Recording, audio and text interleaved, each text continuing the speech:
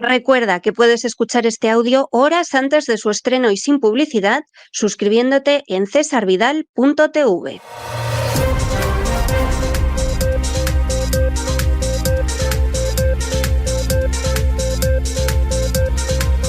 Las noticias del día. Estamos de regreso después de ese editorial que hemos dedicado a la situación actual en Siria. Tenemos que decirles que vamos a volver a hablar de ello al final de este boletín y que sin ningún género de dudas don Lorenzo Ramírez también se referirá en el Despegamos a esa situación. Pero podríamos resumir todo de manera muy sencilla. Cuando de pronto un país que aspira legítimamente, como es el caso de Siria, a ser independiente, libre y soberano, y le exigen que se someta a las exigencias de poderes internacionales más poderosos y no lo hace, van a por ese país. El derecho internacional, las reglas más elementales de humanidad, el respeto a los derechos humanos no existe, se va a por ese país. En este caso, aunque desde el principio ya se sabe que Estados Unidos, que Gran Bretaña, que Turquía invadieron el país de una manera real, por supuesto, la gran fuerza son los terroristas islámicos a los que Occidente no combate en absoluto. No se crean ustedes esa mentira, los utiliza. Luego, eso sí, por supuesto, Hezbollah, pues evidentemente son unos terroristas peligrosísimos, pero no porque sean terroristas islámicos, sino porque son respaldados por Irán, porque nuestros terroristas son muy útiles. Así empezó la guerra de Siria. Una guerra que no concluyó en su día, hace 4 años, con la caída de Al-Assad, porque intervino Rusia. Pero una guerra que concluyó con una parte del territorio ocupado por Estados Unidos que se dedicó a llevarse el petróleo y el trigo de ese país, que no había atacado a Estados Unidos, que no había agredido a Estados Unidos, pero de todas formas se ocupó y se expolió. Acabó también con la ocupación de Turquía de otra zona, a pesar de que Siria no había atacado jamás a Turquía ni la había agredido. No hablemos ya de Gran Bretaña o de Israel, muchísimo menos. Pero efectivamente Turquía también se dedicó a llevarse un trozo del territorio de Siria. Y ahora, de pronto, se produce un ataque. Quien acaudilla las fuerzas de los terroristas islámicos es nada más y nada menos que un personaje sobre cuya cabeza Estados Unidos puso $10 millones de recompensa, que se dice pronto, se dice pronto, y lo que sucede en última instancia es que de nuevo, con el respaldo de Estados Unidos, de Turquía, de Gran Bretaña y de Israel, que se ha dedicado a bombardear a Siria, que no les ha hecho absolutamente nada, y a ocupar una parte de su territorio, pues finalmente el gobierno de Al-Assad se ha desplomado y Al-Assad ha huido a Moscú, donde le han ofrecido asilo político. Y esos terroristas islámicos, que según testimonio de gente de las Fuerzas Armadas de Estados Unidos, ya en su día se les reclutaba con la promesa de que podrían violar a las mujeres que quisieran, que las podrían vender en mercados de esclavos, que también podrían violar a niños y venderlos. Esos terroristas, Occidente tiene el descaro y la poca vergüenza de presentarlos como rebeldes. Lo que va a venir ahora va a ser un baño de sangre, como cada vez que los terroristas islámicos llegan al poder. Pero como han conseguido someter a Siria, eso no tiene importancia. Esto debe ser eso de la política internacional sometida a reglas. La regla es que si no te arrodillas y obedeces lo que decimos, vamos a por ti y te exterminamos. Esas deben de ser las reglas, porque otras reglas no se ven por ningún sitio.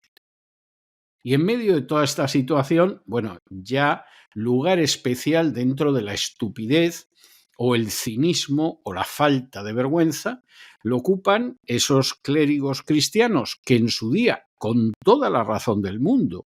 Pusieron el grito en el cielo por el ataque de Hamás contra Israel, y eso es razonable y es justo, pero que sin embargo se callan totalmente ahora que los cristianos van a sufrir un nuevo embate de los terroristas islámicos. En Siria, antes de todo esto, más del 10% de la población eran cristianos de distintas confesiones. Gracias a la guerra, quedó menos de un 2%. Y, por supuesto, los cristianos de Occidente, salvo muy honrosas excepciones, callados. Al parecer, la muerte de un israelí es infinitamente más importante que la de un cristiano de Oriente Medio. Y esto, para cristianos, es algo verdaderamente para echarse a temblar.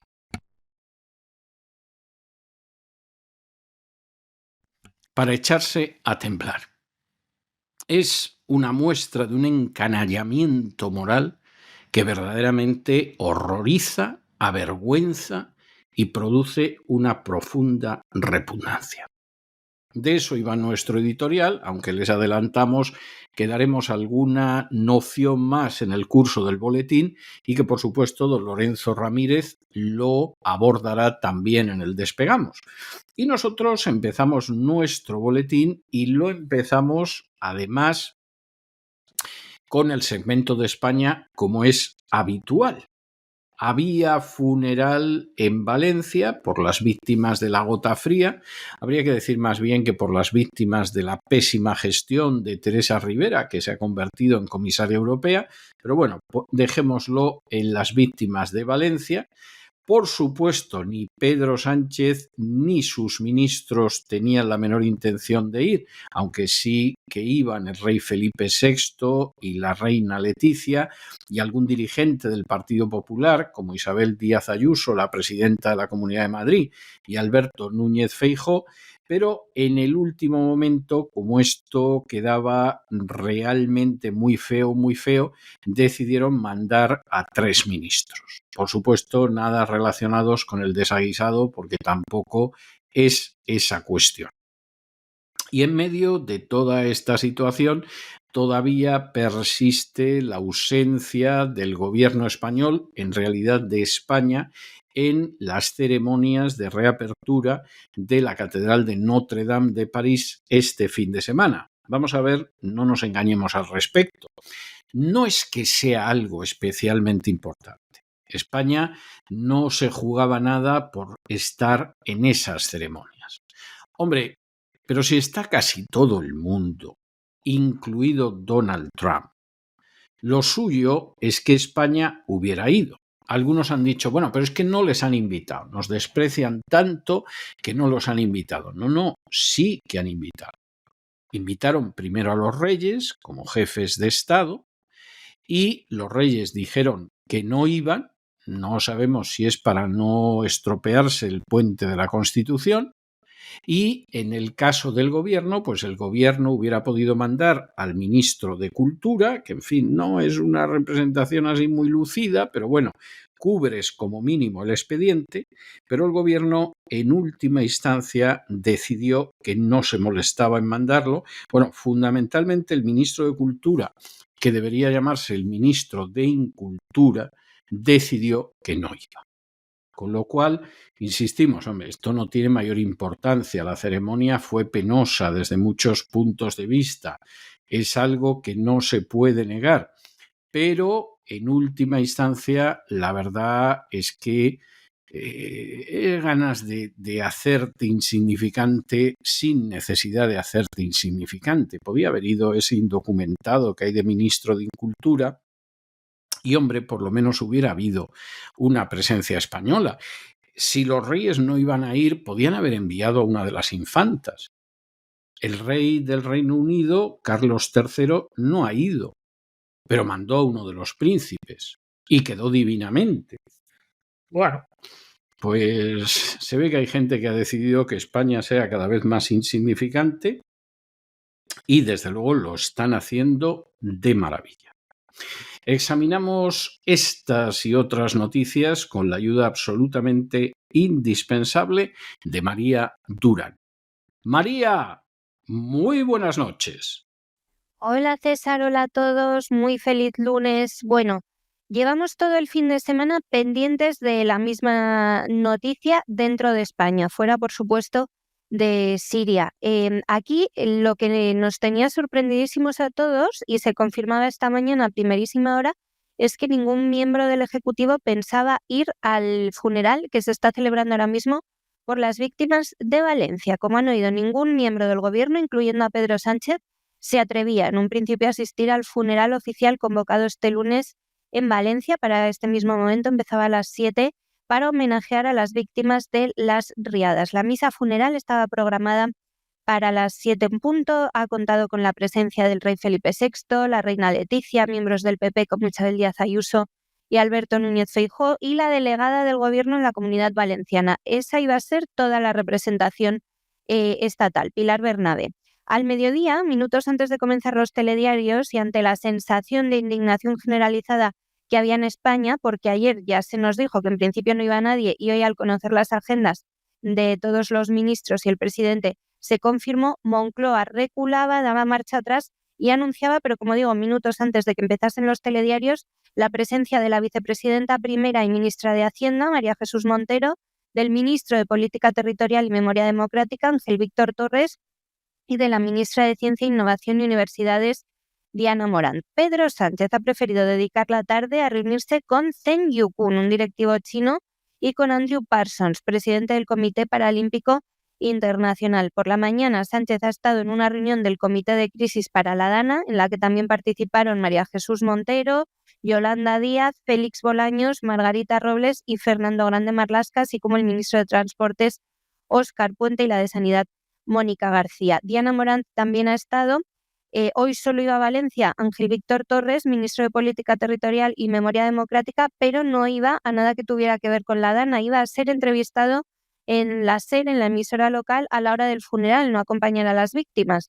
Esta decisión del gobierno obedecía de forma principal a la crisis de popularidad que vive el Ejecutivo, según fuentes de Moncloa. Esa crisis en la Comunidad Valenciana, tras abandonar a las víctimas completamente durante 5 días, por un cálculo político y después de dedicar los mínimos esfuerzos posibles a las tareas de rescate también durante poquísimos días. Eso era lo que nos llegaba por parte de periodistas especializados en Moncloa, que los miembros del gobierno no se atrevían a ir para evitar imágenes como las de Pedro Sánchez en Paiporta. Finalmente, como digo, han ido 3 ministros a última hora, pero esta decisión también obedece, no cabe duda, a la cristianofobia del gobierno, que por ejemplo este fin de semana ha sido el único ejecutivo del mundo de un país con mayoría cristiana que no ha tenido representación en la reapertura de la Catedral de Notre Dame en París.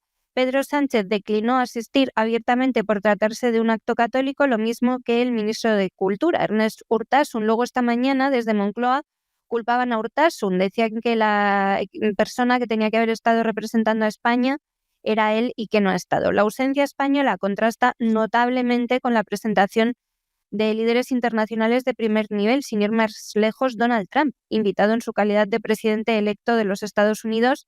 También ha estado el príncipe Guillermo de Inglaterra, que no es católico, pero estuvo en el acto. A ellos se suman otros dirigentes, como el canciller alemán socialista, igual que Pedro Sánchez, Olaf Scholz, o los reyes de Bélgica, Felipe y Matilde. Entre las ausencias destacadas, la de Sánchez no es la peor, no se crean. Faltó el Papa Francisco, que envió una carta, y también Ursula von der Leyen, presidenta de la Comisión Europea, que canceló su asistencia a última hora. Notre Dame ha quedado bastante fea, César, todo hay que decirlo, lo comentabas tú en X, con ese suelo blanco y negro que recuerda cosas en las que yo no quiero ni pensar, pero hombre, es llamativo que no haya estado España cuando es que hasta Marruecos ha enviado una delegación diplomática relevante al país vecino. Que el gobierno de España atraviesa una crisis de popularidad es evidente, no para de caer en las encuestas. Hoy ha habido nuevos sondeos en los que obtendrían, de haber elecciones hoy, los socialistas un resultado malísimo, tanto nacional como en la Comunidad Valenciana.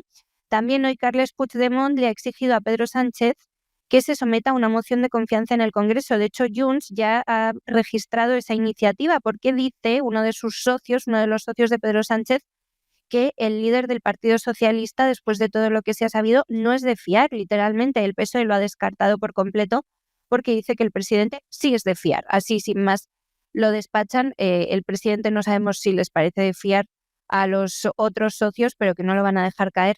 Sí que lo tenemos claro, ya lo avisaba el PNV la semana pasada, porque han encontrado la gallina de los huevos de oro, el presidente chantajeable que les concede a todos los nacionalistas todo aquello que piden, sin duda. Bueno, y continuamos con la corrupción, que en España es algo proverbial.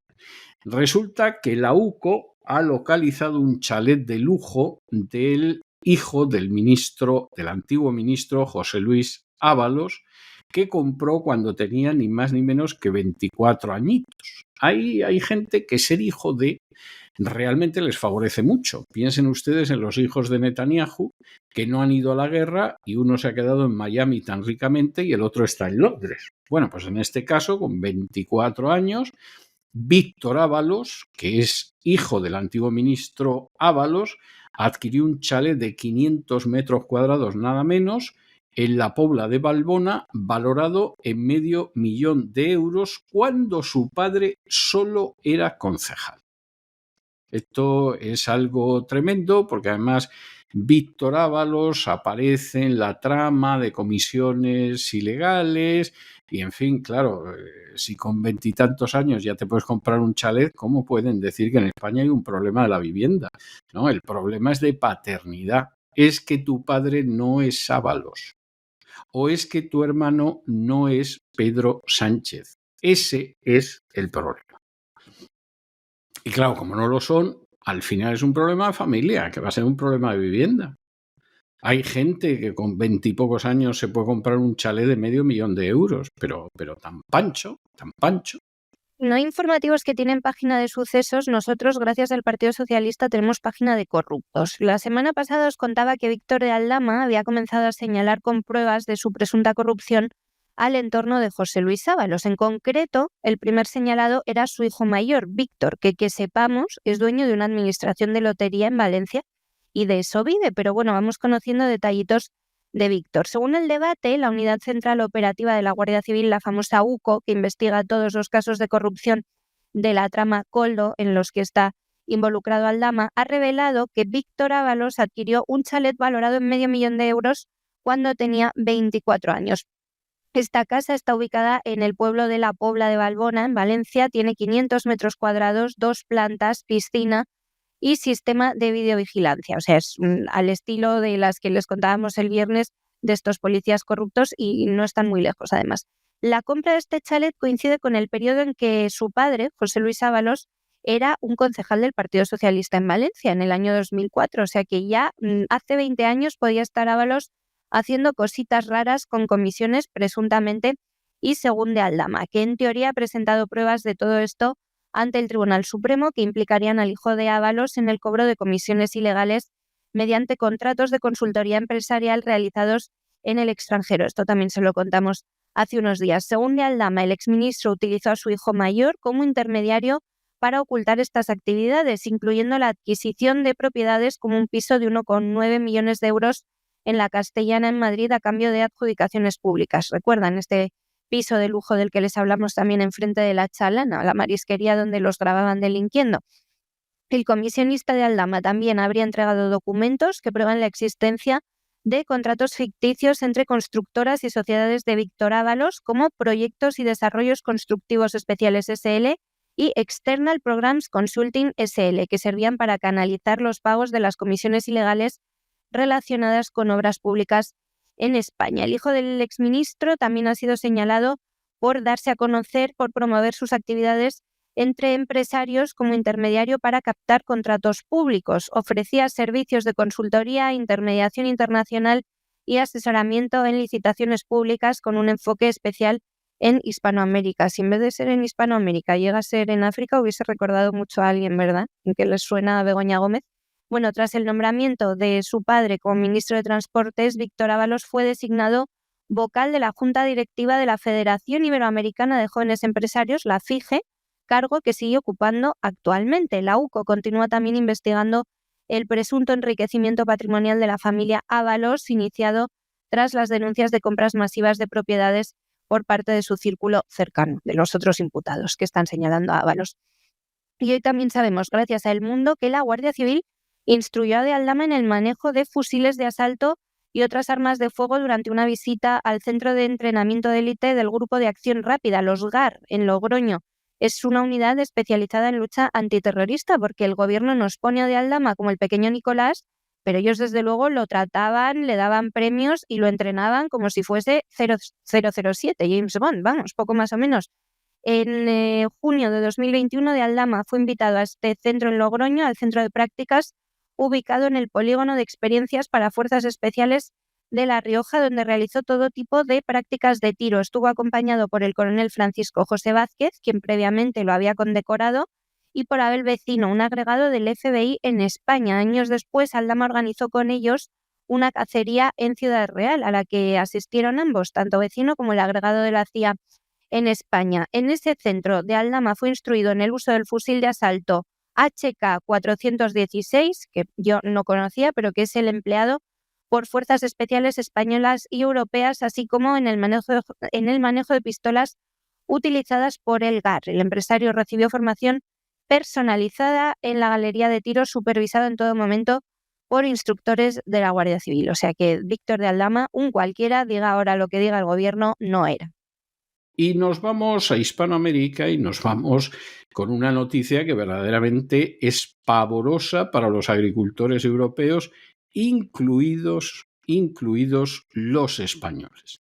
Finalmente, Mercosur y la Unión Europea han firmado un acuerdo de libre comercio en Montevideo tras un cuarto de siglo de negociaciones, acuerdo que afecta a un mercado de casi 800 millones de personas y que además ha eliminado los aranceles para que los productos hispanoamericanos entren en Europa en un 90%.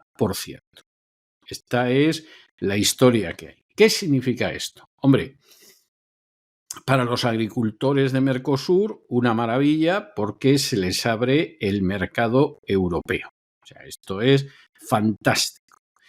Para los agricultores europeos, la ruina más absoluta. No van a poder competir con los productos de Hispanoamérica, que no tienen que pagar en absoluto aranceles y se van a arruinar vergonzosamente. Esto se podría parar en Europa. Pero para que se parara en Europa, España tendría que sumarse a el veto a esta situación. Se requiere un número pequeño de países, pero el país que aquí falta para defender a la agricultura europea, aparte de Francia, que por supuesto ha dicho que ni hablar, tendría que estar también España. ¿Va a estar España? Nada lo indica. Nada lo indica porque el gobierno español y la oposición española están en la destrucción de España, de la manera más literal. Están en la destrucción de su agricultura, lo que queda, están en la destrucción de su ganadería, lo que queda, están en la destrucción de su pesca, lo que queda, y bueno, pues el acuerdo de Mercosur, estupendo. Es verdad que Milei todavía se queja porque dice que no es suficiente, pero el acuerdo de Mercosur es una bendición para los países de Mercosur y es una verdadera maldición, una auténtica plaga bíblica para los agricultores europeos. Los agricultores europeos tendrían que ser defendidos por los gobiernos europeos, no lo son. Con la excepción de Francia y poco más, aquí parece que la suerte de los agricultores europeos le importa un pimiento a los gobiernos europeos. Y en una España donde se están arrancando olivos, donde se financia a Marruecos para que compita en condiciones de ventaja con la agricultura española, pues hombre, no esperen ustedes que el gobierno ni la oposición muevan un dedo. También es verdad que esto en otras épocas se hubiera calificado de alta traición y los hubieran colgado a todos en el cadalso, pero eso son tiempos ya periclitados y no esperen ustedes que vaya a suceder en España. No lo esperen, de verdad, no pierdan el tiempo. Bueno, malísima noticia, César, ya sabes, la que nos llega desde Iberoamérica este fin de semana. Los países de Mercosur y la Unión Europea firmaron este viernes en Montevideo, en Uruguay, el texto de un tratado de libre comercio tras casi 25 años de negociaciones. 25 años de negociaciones muy infructuosas para lo que hemos llegado. El acuerdo lo han suscrito Argentina, Brasil, Paraguay, Uruguay, que son los países que forman Mercosur, y la Unión Europea. Afecta a un mercado de 780 millones de consumidores y lo que quiere es eliminar aranceles en el 90% de los productos, especialmente vinos, lácteos y productos agroalimentarios. Aún lo tienen que ratificar los dos bloques y en Europa este acuerdo ya enfrenta fuertes críticas. Ahora les contamos por qué, principalmente de Emmanuel Macron, ya que Francia y España van a ser, como siempre, los países más perjudicados. En España, en cambio, no enfrenta críticas. El gobierno está callado como una muerta. Macron se opone al pacto en su forma actual, dice que es inaceptable, lo volvió a decir hace pocos días, aunque ya lo había expresado en numerosas ocasiones, aunque a pesar de su rechazo, el líder francés no logró frenar la iniciativa de Bruselas, que ha liderado personalmente Ursula von der Leyen, que yo ya no sé si es que no se entera de las cosas o es que las hace a mala idea, suponemos que a mala idea, ¿no? Von der Leyen destacaba durante la firma la importancia económica y política del acuerdo. Según la Comisión Europea, este tratado va a ahorrar 4.000 millones de euros anuales en aranceles a las empresas europeas. El truco, que los perjudicados vamos a ser los de siempre y los beneficiados también los de siempre. El acuerdo ha desatado fuertes protestas en Europa, sobre todo entre agricultores belgas y españoles. Los agricultores españoles sí que están en pie de guerra, no así nuestro gobierno.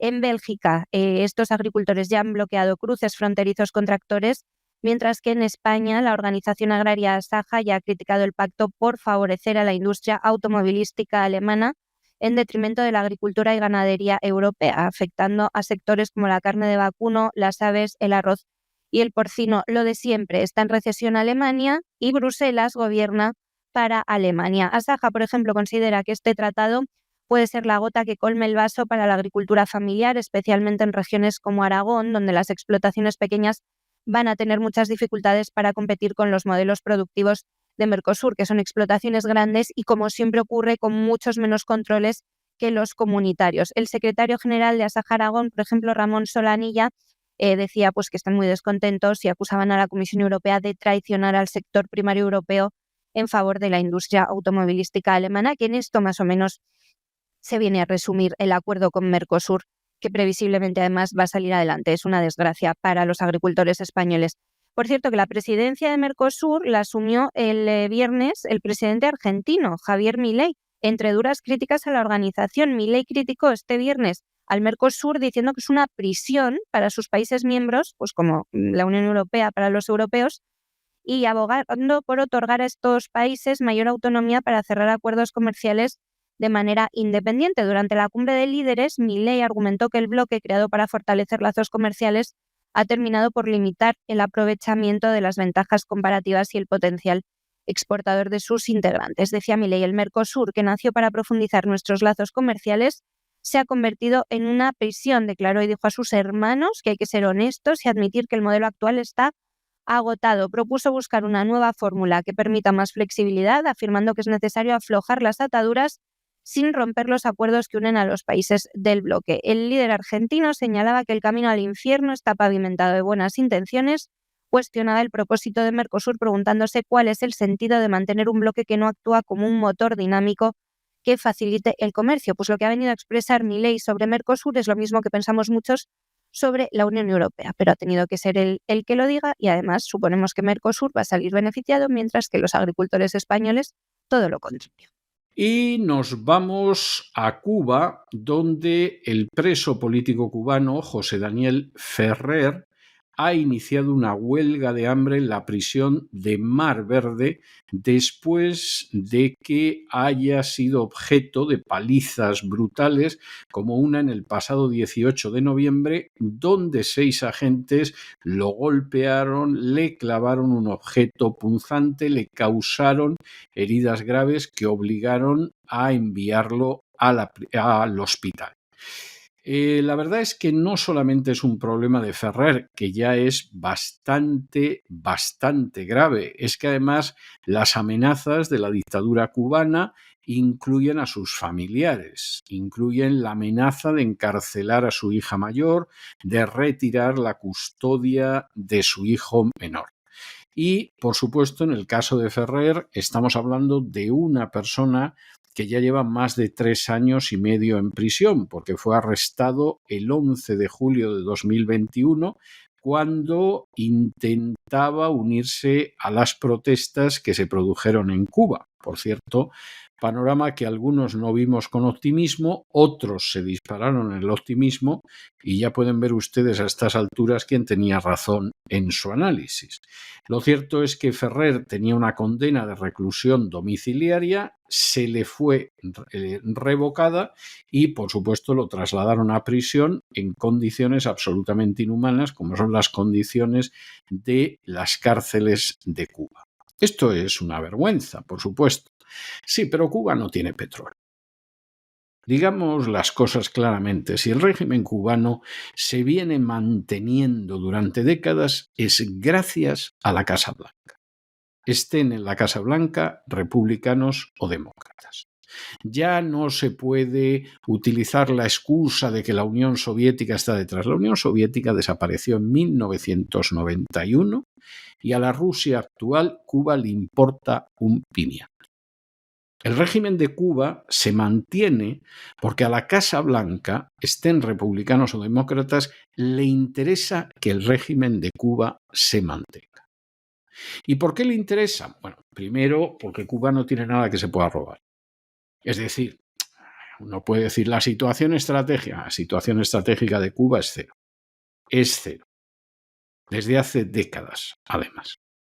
¿Cuba tiene algo que se pueda robar? Como en el caso de Irak, de Siria, de Libia, de Afganistán. No, no tiene nada. ¿Qué le van a robar? ¿El azúcar a Cuba? Por eso no se va a una guerra. Pero Cuba es fantástica como materia de propaganda para decir lo que pasa cuando un gobierno decide hacerse socialista. Que a nadie se le ocurra hacerse socialista porque acabarás como Cuba. Y como en Cuba hay una mala gestión de décadas y hay una corrupción sempiterna que no empieza ahora, empieza desde que los españoles desembarcaron allí hace más de 5 siglos, pues en última instancia Cuba tiene una dictadura que hay que mantener. Mantener la dictadura de Cuba es algo mucho más beneficioso que muchas películas de Hollywood que se pueden hacer contra el comunismo. La gente va llegando en masa, huyendo de Cuba, y entonces dices, mira, esto es lo que pasa. Y en Venezuela también. Venezuela también. Dictadura de Venezuela, que es sostenida porque su primer socio comercial es Estados Unidos. Y el segundo socio comercial, la Unión Europea. Aquellos que van diciendo que la dictadura de Venezuela se mantiene por China, por Irán, por Rusia, no tienen ni idea de lo que hablan o están mintiendo como bellacos. El gobierno de Maduro se sostiene porque hay un gobierno americano que decidió que aguantar ahí porque es la forma más fácil de apoderarse de los recursos naturales de Venezuela.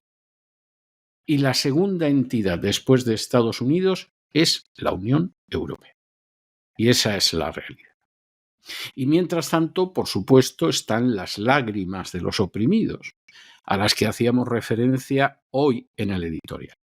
Pero para la gente que realmente solo sueña con el poder y el saqueo, que solo vive para la codicia y el ansia de dominio, ¿qué más les dan a ellos las lágrimas de los oprimidos?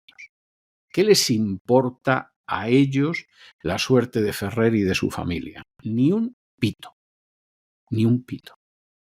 Y esta es la realidad. Porque no nos digan ustedes que vamos, que si puedes hacer caer el gobierno de Siria o el de Libia o el de Irak o el de Afganistán o tantos otros, una isla ahí perdida en el Caribe con 8 millones mal contados de habitantes, no la podrías haber controlado hace muchísimo tiempo.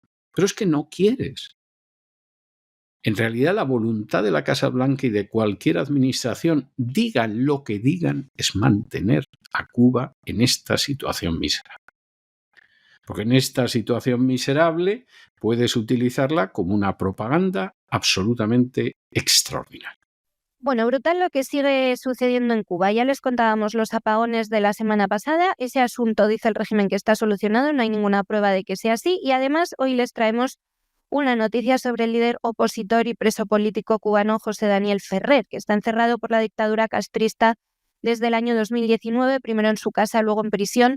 Este preso político ha iniciado una huelga de hambre en la cárcel de Mar Verde, en Santiago de Cuba, según ha informado en los últimos días su hermana Ana Belkis Ferrer García. La decisión de Ferrer se produce tras una visita familiar autorizada después de 21 meses de negativas, pero que se desarrolló en condiciones deplorables, lamentables. Llevaba casi 2 años sin ver a su familia y esta visita finalmente se le permitió en la tarde del 5 de diciembre de este año. La semana pasada, su esposa y sus hijos llegaron a la prisión con la esperanza de verlo. Sin embargo, según su hermana Ana Belkis, la familia fue recibida en un ambiente hostil, con condiciones precarias, lo tuvieron que ver a oscuras, con mosquitos, y ante la negativa de las autoridades a aceptar la mayoría de los alimentos que intentaron entregarle al preso. Ferrer está confinado con otros presos comunes, lo que implica cumplir con reglas restrictivas como la prohibición de recibir agua embotellada, incluso aunque se la lleve a la cárcel su propia familia. Esto se suma además a las sospechas de que la comida de la cárcel está adulterada del propio preso por las continuas enfermedades que padecen él y otros presidiarios. Esto lo ha llevado a iniciar una huelga de hambre. Su hermana Ana Belkis recordaba que en junio de 2022 Ferrer ya sospechó que los alimentos de prisión contenían sustancias nocivas, por lo que decimos, porque constantemente se ponían enfermo él y otros presos políticos. Además, denunció que el 18 de noviembre Ferrer fue esposado y brutalmente golpeado por 6 agentes armados con objetos punzantes, lo que le causó heridas graves. Después fue llevado al hospital de la prisión de Boniato, donde estuvo expuesto a reclusos con tuberculosis y sarna crónica. La familia del preso ha denunciado una creciente persecución por parte del régimen. Según su hermana, también un agente amenazó a su mujer y sus hijos con encarcelar a la hija mayor, Fátima Victoria, que tiene 20 años, y con retirar la custodia de la familia a su hijo menor, Daniel José, que es un niño pequeñito de 6 años. El propio Ferrer ha confirmado también en una llamada a su familia a principios de mes del mes de diciembre que había sido víctima de esa brutal paliza el pasado 18 de noviembre. Familiares y activistas habían exigido pruebas de vida del opositor, quien fue hospitalizado de urgencia por las lesiones. Una fuente logró verlo en el hospital de la prisión de Boniato. Describía su estado como muy delgado, brutalmente golpeado y con una herida en el rostro, porque recordemos le clavaron objetos punzantes, y aseguraba que las autoridades tenían el acceso limitado para ocultar su situación. Finalmente, ante esas peticiones de pruebas de vida de los opositores, se les permitió verlo, pero en estas condiciones que les contamos. Ferrer fue detenido el 11 de julio de 2021 cuando intentaba acceder al lugar de las protestas masivas de ese día en su provincia. Un mes después le fue revocada una condena de reclusión domiciliaria de 4 años que estaba cumpliendo desde 2019, y fue en ese momento cuando se lo trasladó a prisión, que es donde sigue en estos momentos. Y nos vamos al segmento de internacional y, como se pueden ustedes imaginar, empezamos con Siria, que ha caído en manos de terroristas islámicos, que tiene un panorama en el cual Al-Assad ha huido hacia Rusia y que, por supuesto, en toda esta situación, pues no ha habido propiamente una guerra civil, ha habido un ataque de Occidente contra Siria, utilizando terroristas islámicos, y el último ya es verdaderamente maravilloso, porque resulta que este último terrorista islámico, el Jolín es el al-Jolani, se da la circunstancia de que es un tipo que todavía aparece en los carteles con una recompensa de $10 millones sobre su cabeza, que por supuesto no va a intentar nadie cobrar, y que, salvo que Estados Unidos lo quiera quitar de en medio, si no es lo suficientemente lacayuno y sumiso y servil, pues ahí va a estar decidiendo lo que va a pasar en Siria. Y lo va a decidir para que se pueda saquear Siria, y lo va a decidir, por supuesto, implantando un Estado islámico que acabará con esos apenas 2% de ciudadanos sirios que son cristianos y que viven en Siria. Y aquí habría que escuchar el clamor de los cristianos. No, los cristianos están en otras cosas. están atontados con otras cosas, están cegados con otras cosas, están entregados a otras cosas. Cuando un día Dios, el Dios en el que creen, les pida cuenta por esto, bueno, eso va a ser de esos días absolutamente terribles. Y no hablemos ya de todos los que desde hace tiempo se confabularon para arruinar totalmente a Siria, para saquearla y, por supuesto, para hacerlo a costa de la muerte de cientos de miles de inocentes.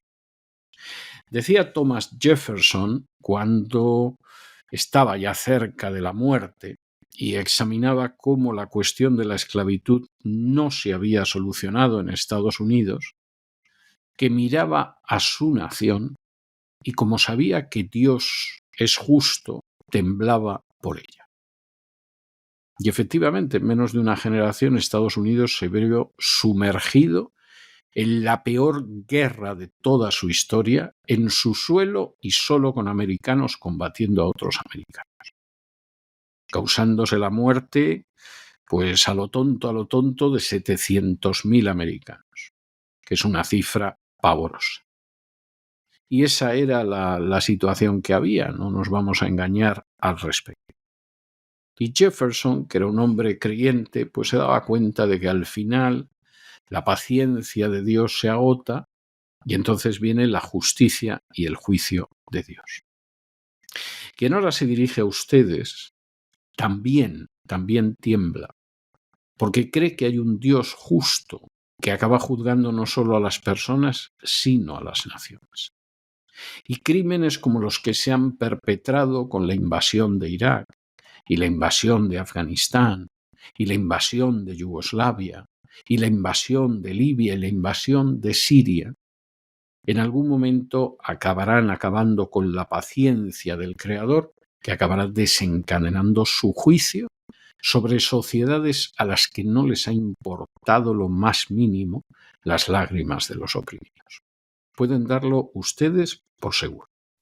Hoy es que es un día realmente de malísimas noticias. César, miramos al resto del mundo. Siria, ya lo saben todos ustedes, ha caído este fin de semana en manos de los islamistas tras una ofensiva contra el régimen en los últimos 10 días. El líder sirio, Bashar al-Assad, y su familia se encuentran en Moscú, donde han recibido asilo político otorgado por Rusia por razones humanitarias, según han informado fuentes del Kremlin a las agencias rusas TASS e Interfax. Assad, su mujer y sus hijos salían de Siria el domingo tras la toma de Damasco de madrugada por parte de los rebeldes islamistas. Los rebeldes islamistas, que así les llaman la mayoría de medios occidentales, pues casi con emoción, que no son más que unos islamistas radicales. Son los que cortaban cabezas dentro de Siria a los afines todavía al régimen de Bashar al-Assad durante todos estos años. Son el Estado Islámico y compañía. El Ministerio de Exteriores ruso confirmaba que Assad abandonó Siria después de que los insurgentes liderados por el Organismo de Liberación del Levante, Hayat Tahrir al-Sham, HTS, conquistaran la capital en una ofensiva de 12 días. En un comunicado, el Kremlin informaba de que Assad decidió renunciar a su cargo y transferir el poder de manera pacífica, decían, tras negociaciones con varios actores del conflicto, aunque Rusia también afirmaba que no han participado en dichas conversaciones. Rusia es una tradicional aliada de al-Assad, hacía un llamamiento a todas las partes para evitar el uso de la violencia y resolver los conflictos mediante vías políticas. Por su parte, el presidente electo de Estados Unidos, Donald Trump, comentaba en la red social Truth Social que Assad huyó porque Rusia, encabezada por Vladimir Putin, dejó de respaldarlos, señalando que Moscú perdió interés en Siria debido a su implicación en Ucrania. Hoy muchos internautas le recordaban a Donald Trump un tuit suyo de 2013 en el que venía a decir que los refugiados sirios querían lanzar aviones contra torres en Occidente, haciendo referencia al 11 de septiembre. El régimen de la familia al-Assad, que gobernó Siria desde 1971, colapsó muy rápidamente estos últimos días ante los insurgentes islamistas. Qué casualidad que cuando queda un mes para la presidencia de Donald Trump se reactiven guerras que estaban realmente olvidadas por el resto del mundo. Estos insurgentes tomaron Damasco con mínima resistencia, marcando el fin de más de 5 décadas de gobierno autoritario, aunque uno de los más estables de la zona durante muchas décadas. Termina así una guerra civil que comenzaba en Siria en 2011 y que ha dado como resultado la llegada de millones de supuestos refugiados sirios a Europa, muchos de los cuales resultaron ser simplemente terroristas del ISIS. Sin ir más lejos, en Alemania este verano ha habido ataques con cuchillo de supuestos refugiados sirios. El conflicto para derrocar al régimen de Bashar al-Assad ha durado más de 13 años. Hasta entonces, como decimos, había sido una zona estable. Siria se transformó desde entonces en un campo de pruebas para las potencias extranjeras. Como sucede siempre, finalmente el gobierno de Assad colapsó tras una campaña relámpago que cogió por sorpresa tanto al líder sirio como a sus aliados tradicionales, Rusia e Irán. Este domingo, Abu Mohamed al-Jolani, líder de los rebeldes sirios, bueno, yo no sé por qué lo seguimos llamando rebeldes, líder de los islamistas radicales sirios, visitaba la emblemática mezquita de los omeyas en Damasco, donde declaró que la caída de Assad marca el comienzo de una nueva era para la región. Pedía a todos los sirios en el exilio que vuelvan para construir juntos un país nuevo. Según al-Jolani, también esta victoria representa un punto de inflexión para toda la UMA, la comunidad islámica, y para Oriente Medio. También acusaba al régimen de al-Assad de haber convertido Siria en un terreno fértil para las aspiraciones iraníes, promoviendo el sectarismo y la corrupción. En un breve discurso, dentro de este lugar destacaba el simbolismo de la victoria mientras los insurgentes imponían un toque de queda hasta el amanecer del lunes. Todos los habitantes tenían prohibido salir antes de este lunes a las 7 de la mañana.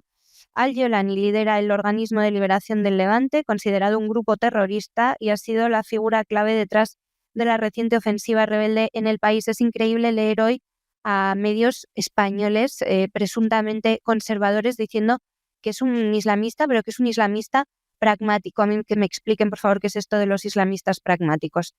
En fin, la mezquita de los omeyas, una de las más grandes y antiguas del mundo, es un monumento muy relevante en Damasco, por eso fue el lugar utilizado por los islamistas para reivindicar su victoria. Es un símbolo de la capital siria.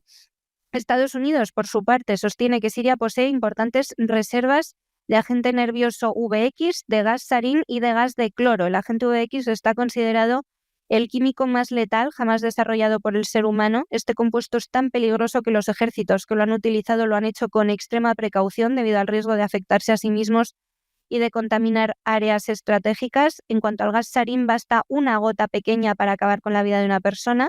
El VX es menos volátil, pero es más peligroso. Puede matar a más de 5 adultos con la misma cantidad que el gas sarín mataría a una persona. Y por otro lado, el gas de cloro también ha sido señalado como arma química en el conflicto sirio. Según Amnistía Internacional, en 2018 Siria utilizó este agente tóxico en un ataque contra la ciudad de Sarakev, ubicada en el noroeste del país. O sea que si los cálculos de Estados Unidos son correctos, este arsenal, esto es lo que se ha dejado en manos de los islamistas radicales. Muy tranquilizador, ¿eh? Bueno, y acabamos en Rumanía, que está siendo el escenario de uno de los episodios más bochornosos que se puedan imaginar. Ya les contamos cómo el 24 de noviembre en las elecciones sale muy destacado Călin Georgescu, que era un nacionalista al que no le apetece apoyar la guerra de Ucrania, al que además le gustaría mantener un cierto mínimo de independencia y de soberanía frente a la OTAN y frente a la Unión Europea. Y entonces el Tribunal Constitucional da por buenas primero las elecciones y luego las anula. Y además las anula con un argumento tremendo, que es que se han producido unas influencias durante el periodo preelectoral, que además eran influencias rusas, y por lo tanto la gente no ha votado como debería votar a causa de estas influencias. Y entonces el Tribunal Constitucional te anula las elecciones, empiezan a detener a partidarios de Georgescu. A Georgescu le han dejado este fin de semana sin luz, sin agua, sin internet, mientras él decía que esto era un golpe de Estado, que es la pura realidad. Y de momento las elecciones pues han quedado suspendidas para el futuro. A ver si se da la circunstancia. Ayer tenía que haber sido la segunda vuelta, no fue. Bueno, pues a ver si se da la circunstancia de que encuentran el momento en el que se celebran las elecciones, y lo que pasa es que esas elecciones ya no las puede ganar Georgescu, sino que las va a ganar un siervo de la agenda globalista y de la OTAN, que todo es lo mismo. Esto es una vergüenza. Independientemente de que Estados Unidos quería construir una base en Rumanía que iba a ser la más grande de Europa y que iba a tener un gran papel en la guerra de Ucrania y en el acoso de Rusia, esto es una vergüenza. Y de hecho, esto, no voy a decir yo que marque un antes y un después, porque falseando elecciones, sobre todo en la Europa del Este, llevan muchísimo tiempo. Pero evidentemente esto indica que olvídense ustedes de la limpieza en las elecciones. Si los partidos no van marcando el paso que les marca la OTAN, pues se practica un fraude electoral y se acabó. ¿Qué es eso de los regímenes democráticos? Regímenes democráticos en la medida en la que voten lo que a nosotros nos conviene.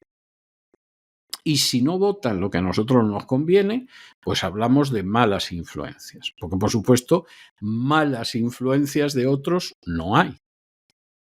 Nosotros podemos financiar a otros partidos políticos, podemos invadir las redes, podemos controlar los medios de comunicación, pero por eso no vamos a anular unas elecciones. Ahora, la gente vota en un sentido distinto al que nosotros queremos. Pues nada, le echamos la culpa a Rusia y anulamos las elecciones. Y todos están contentos. Y que en eso no se les ocurra decir nada porque caemos con todo el peso. Claro, esto explica que este fin de semana, por ejemplo, pues nos imaginamos que tanto el Partido Socialista como el Partido Popular deben estar más contentos que unas castañuelas, porque efectivamente, bueno, pues Pedro Sánchez se puede quedar en la Moncloa por tiempo indefinido. Pero si en algún momento los que están por encima de ellos deciden que llega Feijóo a la Moncloa, pues bueno, él puede llegar. Ahora, el resto de partidos, aunque los vote el 70% de los españoles, no tienen la menor posibilidad de llegar al gobierno, porque no entran dentro de este tipo de suposiciones. Y algún partido que ha aplaudido como focas a Zelensky de la manera más vergonzosa y que se ha inclinado ante Israel de una manera no solo innecesaria, sino babosa, pues este fin de semana estaban muy inquietos porque se han dado cuenta de que como se aplique lo de Rumanía están totalmente acabados.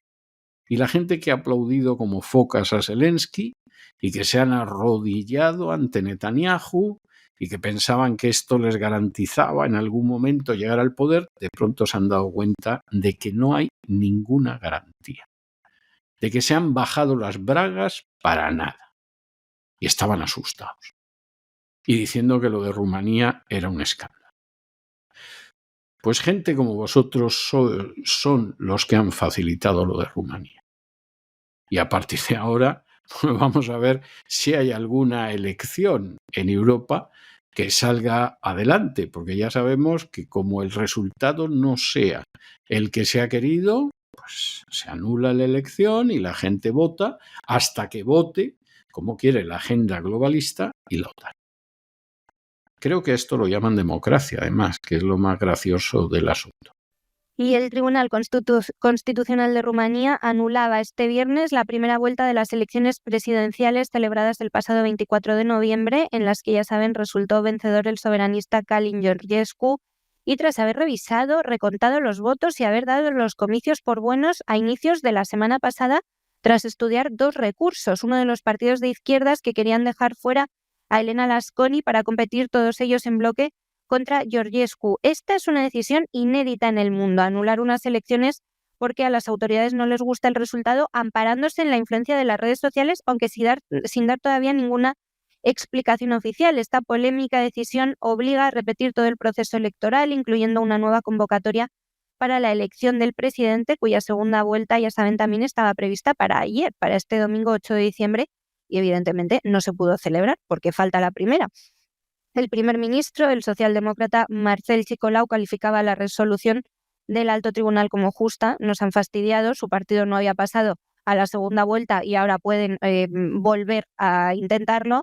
El Alto Tribunal tomaba esta decisión por unanimidad, anulando todo el proceso electoral relacionado con la elección presidencial, justo cuando estaba programada esa segunda vuelta entre Georgescu y la candidata europeísta liberal Elena Lasconi para este domingo. Según el tribunal, será responsabilidad del gobierno fijar una nueva fecha para las elecciones. Las autoridades de Rumanía denunciaron que Georgescu se benefició de que en su perfil, en la red social Instagram, no habían puesto que era candidato a las elecciones, que TikTok no lo había catalogado como candidato. Como empecemos así, nadie va a poder ganar elecciones sin que lo digan Bruselas o quien se tercie.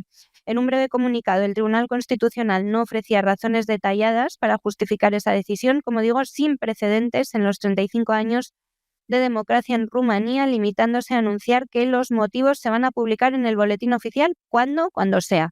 Esto ha generado desconcierto y críticas, tanto a nivel nacional como internacional, evidentemente considerando la gravedad de invalidar una elección democrática que no hay motivos para invalidar a priori.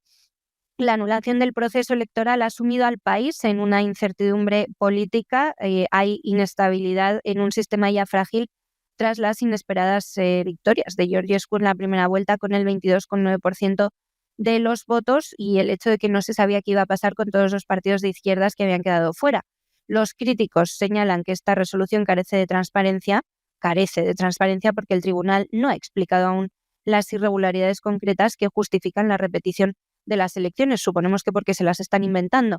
La medida también afecta a los rumanos en el extranjero, quienes ya habían comenzado a votar en la segunda vuelta. Esto también se espera que vaya a desalentar la participación electoral, porque ya hay descontento entre la diáspora, que representa una parte significativa del electorado. Es un país pequeñito y además hay mucho inmigrante.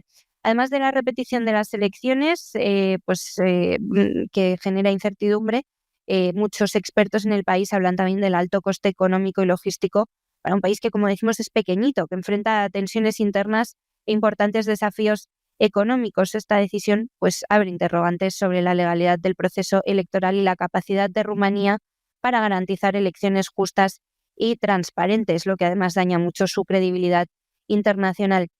El gobierno de Rumanía tiene ahora la obligación de establecer un nuevo calendario electoral en un plazo de 3 meses tras la publicación oficial de la sentencia del Tribunal Constitucional en el boletín oficial. El actual presidente, Klaus Iohannis, cuyo mandato tendría que concluir el próximo 21 de diciembre, va a tener que extender su periodo en el cargo si se presentan circunstancias excepcionales que lo justifiquen. Por su parte, Elena Lasconi, candidata conservadora liberal, no es soberanista como Georgescu, sino que sería algo así como una especie de Partido Popular, criticaba duramente también la decisión judicial, la calificaba como un ataque a la esencia misma de la democracia. En su declaración decía que, guste o no, más de 9 millones de ciudadanos ya habían ejercido su derecho al voto y que no se puede ignorar su voluntad. Lasconi expresaba su confianza en obtener la victoria en las elecciones presidenciales, pero subrayaba la necesidad de abordar problemas, decía, como la propaganda rusa, que es lo que han utilizado los críticos de Georgescu